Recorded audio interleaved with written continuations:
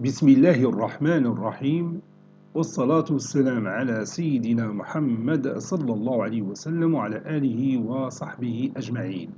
Exercice numéro 4 sur le cours de dérivation niveau bac 1 sciences maths l'année scolaire 2021-2022. En utilisant la définition de la dérivabilité d'une fonction en un point, calculez le nombre dérivé de f en a. Ici, vous avez f de x est égal à cosinus x et a est égal à pi sur 6. Ici, vous avez f de x est égal à racine carrée de x au carré moins x et a est égal à moins 3. Prenez votre cahier des exercices et copiez ces données, puis vous allez prendre votre cahier de brouillon et vous allez calculer le nombre dérivé de f en a dans chacun des deux cas suivants. Maintenant, on corrige notre exercice. Réponse.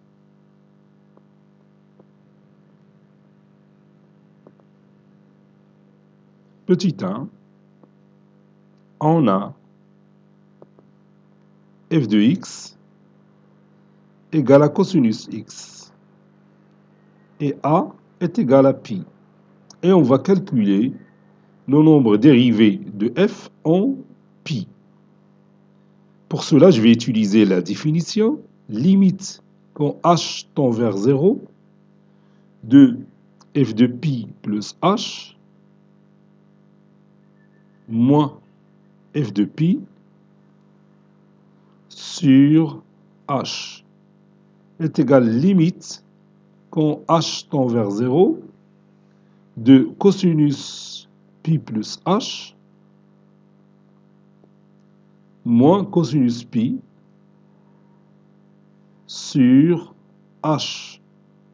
Ceci est égal limite quand h tend vers 0 cosinus pi plus h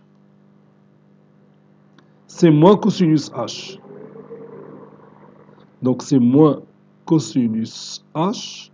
Cosinus pi c'est moins 1. Moins 1 c'est plus 1. Le tout sur h. Ceci est égal limite quand h tend vers 0 de 1 moins cosinus h sur h. Donc je vais multiplier ici par h, ça donne h au carré. Ici h. Parce que je sais que la limite de 1 moins cosinus h, quand h sur h carré quand h tend vers 0 est égal à 1 demi. C'est une propriété qu'on a vue dans notre cours. Donc ici 1 demi fois 0 est égal à 0. Donc ceci est égal à 1 demi fois 0 qui est égal à 0. Donc f' de pi égale à 0. Autrement dit, le nombre dérivé de f en pi, c'est 0. Deuxième exemple, on a f de x est égal à racine carrée de x au carré moins x et a est égal à moins 3. Et on va chercher le nombre dérivé de f en moins 3. Ça donne, donc je vais commencer par calculer limite quand h tend vers 0 de f de moins 3 plus h moins f de moins 3, le tout sur h est égal limite quand h tend vers 0 de la racine carrée de moins 3 plus h, le tout au carré, moins, entre parenthèses, moins 3 plus h, c'est-à-dire plus 3 moins h, moins h de moins 3, c'est la racine carrée de moins 3, le tout au carré, moins 3. Le tout sur h. Ceci est égal limite quand h tend vers 0 de la racine carrée, moins 3, le tout au carré c'est 9, moins 6h plus h au carré, plus 3, moins h. Moins la racine carrée, moins 3 au carré c'est 9, 9 plus 3 c'est 12, moins la racine carrée de 12, le tout sur h.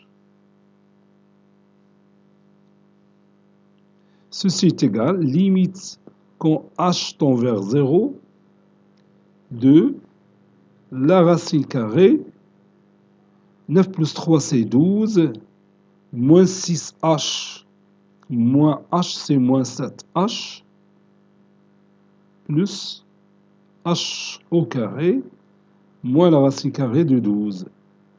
Le tout sur h. Pour lever la forme indéterminée, je vais multiplier le numérateur et le dénominateur par le conjugué du numérateur. Ça donne limite quand h tend vers 0 de 12 moins 7h plus h au carré moins 12, parce que racine carrée de 12, le tout carré c'est 12, sur h facteur 2, racine carrée de 12 moins 7h plus h au carré plus la racine carrée de 12. Je peux éliminer 12 et moins 12 et je peux réduire par h. Ça donne limite quand h tend vers 0 de moins 7 plus h sur la racine carrée de 12 moins 7h plus h au carré plus la racine carrée de 12. Et de cette façon, j'ai levé la forme indéterminée. Donc maintenant, je peux remplacer h par 0. Donc ça donne moins 7 plus 0 sur la racine carrée de 12 moins 7 fois 0 plus 0 au carré plus la racine carrée de 12. Ça donne moins 7 sur 2 racines carrées de 12 qui est égal à moins 7 sur 4 racines carrées de 3 qui est égal à moins 7 racines carrées de 3 sur 12. Conclusion, f' de quoi? De moins 3, oui. f' de moins 3 est égal à moins 7 racine carrée de 3 sur 12. Cet exercice est terminé. Il a été préparé par le professeur Latif Abdou du collège Bourz Zeytoun, Marrakech. À très bientôt.